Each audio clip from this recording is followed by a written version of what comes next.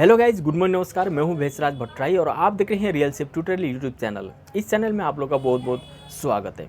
So guys, आज मैं इस वीडियो में आप लोगों को 7 ऐसे टिप्स बताने वाला हूं जिसके थ्रू आप अपने फूड बिजनेस को बहुत ज़्यादा आगे बढ़ा सकते हैं या इसमें सक्सेसफुल पा सकते हैं। चाहे आप अपने रेडी लगाते हो, चाहे आप अपना छोटा मोटा रेस्टोरेंट खोलना चाहते हो या ऑलरेडी खोल चुके हो, या फिर जो भी आप फूड बिजनेस आप कर रहे हो या करना चाहते हो, अगर आप ये टिप्स एक बार ढंग से सुनेंगे और अपने बिजनेस में लागू करेंगे तो ज़रूर मैं गारंटी देता हूँ आप अपने बिजनेस में ज़रूर सक्सेसफुल पा सकते हैं। और साथ में मैं आप लोगों को कुछ ऐसे कमेंट्स के रिप्लाई देने वाला हूँ जो मैं कमेंट के थ्रू सही तरीके से समझा नहीं पाया हूँ। यानी कि मुझे बहुत सारे लोग कुछ कमेंट्स करते हैं लेकिन वो कमेंट्स का रिप्लाई मैं सही तरीके से कमेंट में दे नहीं पाया हूँ। सो इसलिए मैं आज वीडियो के थ्रू उन कमेंट का भी रिप्लाई देने वाला हूँ। तो चलिएगा, इस वीडियो को शुरू करते हैं और जानते हैं वो 7 टिप्स कौन से हैं जिससे आप अपने बिजनेस में यूज़ करके अपने बिजनेस को आगे बढ़ा सकते हैं। और जानते साथ में वो कुछ कमेंट्स जिसका मैं रिप्लाई सही तरीके से देने वाला हूँ। तो चलिए गाइस, जल्दी से वीडियो शुरू करते हैं और जानते हैं वो tips and comments. So guys, आप जानते होंगे मैं इस चैनल में बहुत सारे रेसिपी आप लोगों को बनाना सिखाता हूँ जो रेस्टोरेंट में जो रियल तरीके से बनाया जाता है। आपको इस तरीके से यूट्यूब में कोई भी सिखाता हुआ नहीं मिलेगा जिस तरीके से मैं सिखाता हूँ, क्योंकि मैं आप लोगों को बिल्कुल रियल तरीके से सिखाता हूँ जैसे ये बनाया जाता है। और मैं चाहता हूँ कि आप लोग जो अपना बिजनेस करना चाहते हैं, यानी कि फूड का बिजनेस जो करना चाहते हैं, आपके लिए आसानी हो। इसलिए मैं आप लोग को इस चैनल में ओपनली रेसिपी भी सिखाता हूँ और साथ में कुछ टिप्स भी देता हूँ ताकि आप लोगों को समझ में और भी आसान हो। क्योंकि मैं चाहता हूँ कि जो भी अपना फूड का बिजनेस करना चाहते हैं वो इजीली इस काम को कर सके। और साथ में जो कुछ लोग होते हैं जो नौकरी करके छोटे मोटे जैसे 15-20 हज़ार के ऐसे नौकरी करते हैं और वो चाहते हैं इस काम को करें, तो उनके लिए भी काफ़ी आसानी हो। क्योंकि गाइज मैं मानता हूँ कि नौकरी से कई गुना बढ़िया अपना बिजनेस होता है। यानी कि छोटे मोटे जैसे 20-30 हज़ार के जो नौकरी करते हैं उनके लिए तो मैं चाहता हूं कि ये अपना काम करें, क्योंकि नौकरी से कई गुना बेटर मैं अपना बिजनेस को मानता हूं। क्योंकि मैं खुद भी कुछ साल पहले एक कोठी में काम करता था जहाँ पे झाड़ू पोछा बर्तन ऐसे काम करता था। और आप खुद सोच सकते हो कि अगर मैं वहाँ पे रहता आज तक तो वहाँ पे मेरी सैलरी कितनी होती। मैक्सिमम 20,000 25,000 ही समझ लो हो सकती, इससे ज़्यादा तो बिल्कुल नहीं होती। और उसके लिए मुझे कितना वहाँ पे मेहनत करना पड़ता। लेकिन मैंने अपना काम को चुना, मैंने सोचा कि अपना काम किया जाए। सो मैंने अपने काम को शुरुआत किया और बिल्कुल छोटे से स्टॉल से मोमोज़ का काम शुरू किया था। आज मेरे पास छोटा मोटा रेस्टोरेंट है। शायद मैं कोठी में आज होता तो जो कोठी में मैं साल में जो मैं वहाँ पे कमाता आज शायद मैं महीने में उससे ज़्यादा पैसे अपने काम से कमाता हूँ। सो मैं भी आप लोगों के बारे में यही सोचता हूँ, यही चाहता हूँ कि आप भी अपने लाइफ में अपना बिजनेस करें और आगे बढ़े। सो गाइस, बहुत सारे लोग ऐसे हैं जो अपने बिजनेस को शुरुआत कर लेते हैं बहुत जल्दबाजी में और बिना सोचे समझे बहुत जल्दी उसको शट डाउन भी कर लेते हैं और थोड़ी बहुत पैसे जो भी हैं अपने वो डुबा देते हैं। और बाद में वो कान पकड़ते हैं, फिर अपने नौकरी में लग जाते हैं कि बिजनेस से अच्छा तो ये 15-20 हज़ार की नौकरी है, उसमें लग जाते हैं। लेकिन वो उस बिज़नेस में क्या कमियाँ थी इसको समझने बूझने की कोशिश नहीं करते हैं। लेकिन मैं चाहता हूँ कि आपसे ऐसी गलती ना हो। सो आप अपने बिजनेस को अच्छी तरीके से समझेंगे, मेरे टिप्स को फॉलो करेंगे, फिर इस काम को शुरुआत करेंगे। अब मैं आप लोगों को बताने वाला हूँ टिप्स नंबर 1, जो मुझे लगता है कि बिजनेस चलने में सबसे बड़ा हाथ। सो गाइस, उसके लिए मुझे लगता है कि बिजनेस चलने के लिए सबसे मेन चीज़ है आपका लोकेशन।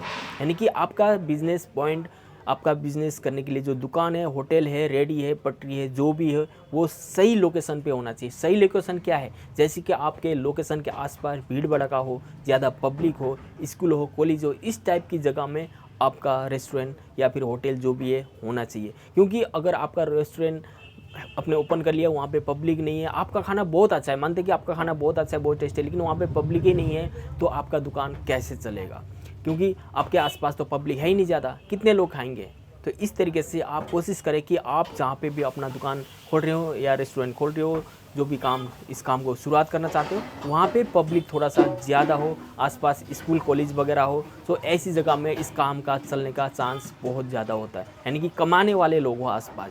सो सबसे पहले लोकेशन में सबसे पहला पॉइंट मानता हूँ इस काम को चलने के लिए। समझ लो मेरा यहीं का रेस्टोरेंट है, यहाँ पे अच्छी पब्लिक है, सब कुछ है और अच्छा खाना भी है, इसलिए हमारा रेस्टोरेंट चलता है। अगर समझ लो यही हमारा रेस्टोरेंट अगर अलग जगह में होता जहाँ पे पब्लिक वगैरह कम होती या फिर कमाने वाले लोग आसपास नहीं होते, सही इस तरीके से नहीं चल पाती। सो इसलिए मेरा सबसे पहला नंबर 1 जो मेरा टिप्स है वो है लोकेशन। सो इसलिए आप अपने दुकान को या रेस्टोरेंट को या रेडी पट्टी जो भी आप लगा रहे हो उसको सही लोकेशन ढूंढ कर लगाए, बल्कि जल्दबाजी ज़्यादा ना करें, बल्कि 2 दिन ढीला हो 10 दिन ढीला हो, लेकिन आप अपने दुकान को सही लोकेशन पर लगाएं।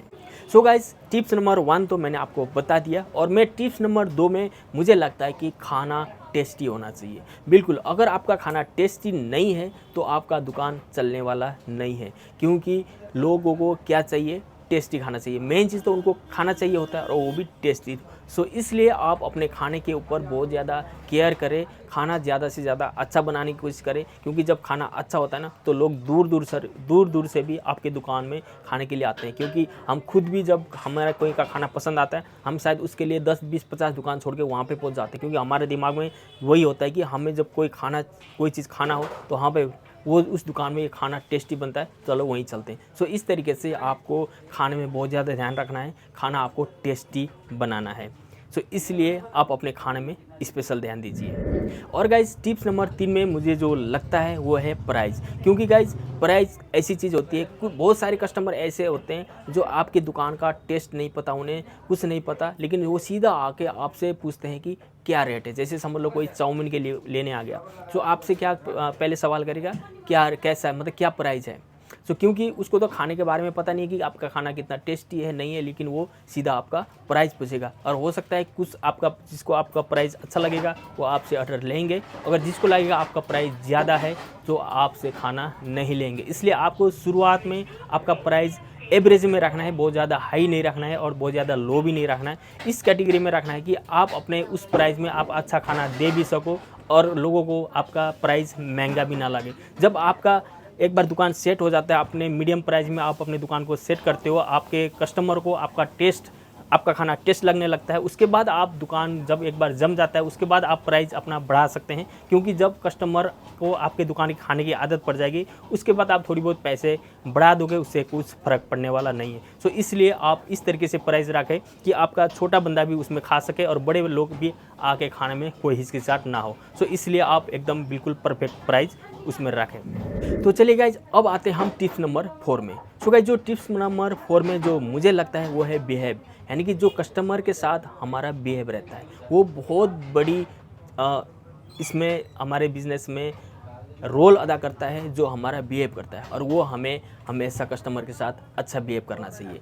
यानी कि आप अपने कस्टमर को एक फ्रेंड की तरह बनाना चाहिए। हर कस्टमर के साथ आपको बातचीत करनी चाहिए, उनके हंसमुख उनके साथ रहना चाहिए। कई बार क्या होता है कि कस्टमर जैसे फ़ोन में लगे रहते हैं, फिर उस टाइम ऑर्डर देते हैं, जैसे कि समझ लो हाफ की जगह वो फुल देते हैं, या फुल की जगह हाफ देते हैं, वेज की जगह नॉन वेज देते हैं, नॉन वेज की जगह वेज देते हैं, कुछ उल्टा ऑर्डर देते हैं जो उनको ध्यान नहीं रहता, और बाद में कहते हैं कि नहीं मैंने तो ये ऑर्डर नहीं ये ऑर्डर दिया था। उस टाइम भी आपको उनके साथ लड़ाई झगड़ा नहीं करना है, गुस्सा नहीं करना है, कोई बात नहीं, खुशी होके अब जो कस्टमर बोलता है वो ऑर्डर रिपीट आप बना सकते हैं। आपका ज़्यादा नुकसान होने वाला नहीं है, लेकिन अगर आप उसमें आपको जीत करेंगे, नहीं आपने यही ऑर्डर दिया था, यही बोला था, तो उस तरीके से वो एक बार आपका ऑर्डर जो उसने दिया था तो वो ऑर्डर लेके तो जाएगा, लेकिन हो सकता है इससे आपका कस्टमर ख़राब हो जाएगा, वो दोबारा शायद आपकी दुकान में नहीं आएगा। अगर आप उसकी गलती में भी उसको एक्सक्यूज़ करके, मतलब बिना माइंड करे उसको हाँ जी हो सकता है बोल के कोई बढ़िया जो दोबारा ऑर्डर देता है वो ऑर्डर आप उसको देते हैं, तो आपकी दुकान में वो हमेशा बना रहेगा। मतलब किसी के साथ भी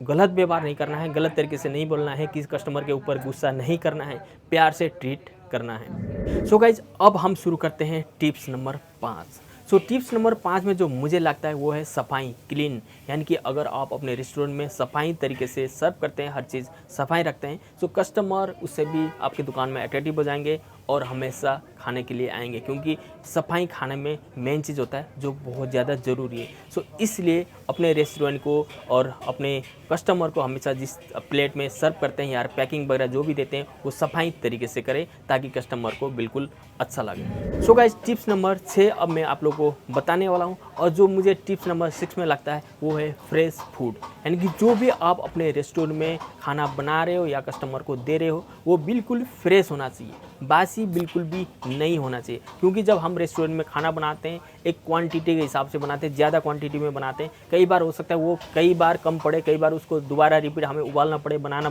पड़ सकता है, लेकिन कई बार होता है कि काम नहीं होता, बच सकता है। तो उस सिचुएशन में आपको कई खाने ऐसे होते हैं जैसे कि कई दिन यूज़ किया जा सकता है, लेकिन कई खाने ऐसे होते हैं जो हमें डेली बनाना होता है। सो ऐसे सिचुएशन में आप हमेशा फ्रेश फूड का यूज़ करें, बासी खाना बिल्कुल भी कस्टमर को ना दें। अगर आपको 1% भी लगता है कि खाना सही नहीं है तो उसको आपको कस्टमर को नहीं देना है। अगर आप गलती से कस्टमर को ख़राब खाना देते हैं और कस्टमर को लगता है कि ये चीज़ ख़राब है, शायद वो आपके दुकान में कभी नहीं आएगा। उसके बाद आपको आपके दुकान के ऊपर वो हमेशा डाउट करेगा कहीं ये बासी खाना तो नहीं दे रहे हैं। इससे आपके कस्टमर बहुत ज़्यादा ख़राब होने वाले हैं। अगर एक बार आपने गलती से कस्टमर को खाना ख़राब दे दिए, आपने सोच लिया कि चलो उसको पता नहीं लगा, लेकिन सबको पता होता है खाने के बाद थोड़ी सी भी स्मेल खाने में पता लग जाता है। लेकिन वो आपको, बहुत सारे कस्टमर ऐसे होते हैं कंप्लेंट करते हैं, लेकिन बहुत सारे ऐसे होते हैं, ज़्यादातर ऐसे होते हैं जो कंप्लेंट नहीं करते हैं। आपको तो कुछ नहीं बोलेंगे, लेकिन आपके दुकान में वो कभी दोबारा नहीं आएंगे। इसलिए अगर आप अपने दुकान को ज़्यादा आगे तक ले जाना चाहते हैं, बड़ा करना चाहते हैं, तो कोशिश करें मैक्सिमम खाना फ्रेश हो, बिल्कुल भी बासी खाना ना हो, ताकि कस्टमर को कभी आपके दुकान के ऊपर डाउट करने का मौका ना मिले। इसलिए हमेशा फ्रेश खाना कस्टमर को दें। सो गाइज, ये थे मेरे टिप्स नंबर 6। और लास्ट में मैं आप लोगों को बताना चाहता हूँ कि अगर आप इस बिज़नेस में आ चुके हो और इतने सारे टिप्स को फॉलो करते हो, तो फिर लास्ट में आपको इस काम को सफल करने के लिए एक काम और करना पड़ेगा, और वो है सब्र। क्योंकि जल्दबाजी में कुछ नहीं होता। देखो, आप चाहो कि मैं आज ही दुकान लगा लूँ और आज से हज़ारों लाखों कमाने लग जाऊँ, तो ऐसा नहीं होता है। इसके लिए आपको टाइम देना होता है। आप अपने होटल में परफेक्ट खाना बनाइए, साफ़ सुथरा रखिए, कस्टमर के साथ अच्छा बिहेव करिए। आपको खुद को विश्वास हो कि आपका सब कुछ ओके है, सही लोकेशन में है, तो आपको थोड़ा सा सब्र भी करना ज़रूरी है। क्योंकि एकदम से आपका दुकान चलने नहीं लगता है। एक कस्टमर आता है, 2 कस्टमर आते हैं, आपके ऊपर सब कुछ ओके रहता है, उसके बाद आपका वो रेगुलर बनने लगते हैं। अगर आपका खाना अच्छा है, आपका बिहेव अच्छा है, सब कुछ अच्छा है, फिर वो कस्टमर रेगुलर आने लगते हैं। इस तरीके से धीरे धीरे बढ़ता है। जैसे एक कस्टमर आया, उसको खाना पसंद आया, तो वो अपने फ्रेंड को भी आपके दुकान में लेकर आएगा ये सब खिलाने पिलाने के लिए। तो इसी तरीके से धीरे धीरे आपकी दुकान बढ़ने लगेगा। फिर आप एक बार आपकी दुकान जम गई तो बस फिर आप भूल जाइए कोई टेंशन लेना। फिर आपका दुकान खूब जमेगा, खूब आप पैसे कमाओगे और बिज़नेस में आप इसी तरीके से सक्सेसफुल हो सकते हैं। सो गाइज, आज का वीडियो मैं अब यहीं ख़त्म करने वाला हूँ। मैं चाह रहा था कि मैं कुछ कमेंट्स का भी आप लोगों को रिप्लाई दे दूँ, लेकिन वीडियो का ऑलरेडी काफ़ी लंबा हो चुका है। सो इसलिए मैं चाहता हूँ कि उसके ऊपर भी एक वीडियो मैं नेक्स्ट टाइम ज़रूर बनाऊँगा। सो प्लीज़, अगर आप ऐसे मेरे वीडियोज़ को पसंद करते हैं, तो प्लीज़ मैं जाते जाते आप लोगों से रिक्वेस्ट करूंगा कि जाते जाते एक मेरे चैनल को सब्सक्राइब करते जाइए, ताकि आप लोगों को ऐसे बहुत सारे वीडियोस आने वाले वीडियो में मिलता रहे। सो गाइस, इस वीडियो करता हूँ अब यहीं ख़त्म। मिलेंगे नेक्स्ट वीडियो में नेक्स्ट टॉपिक के साथ या फिर रेसिपी के साथ। तब तक के लिए बाय बाय, सी यू।